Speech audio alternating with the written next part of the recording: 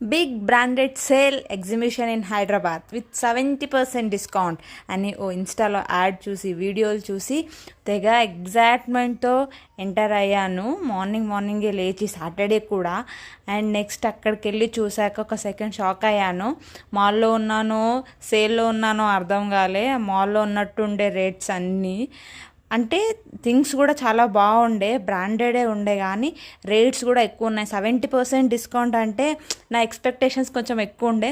నా expectations reach అవ్వలేదు.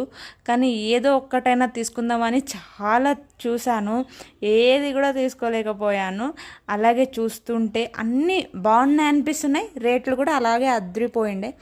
So ఎప్పుడు మీరు కూడా ఇలా ఇన్స్టాలో ఫేస్బుక్లో ఇలా చూసి ఎగ్జైట్మెంట్తో వెళ్ళి ఏది తీసుకోకుండా డిసప్పాయింట్ అయ్యి రిటర్న్ వచ్చారా?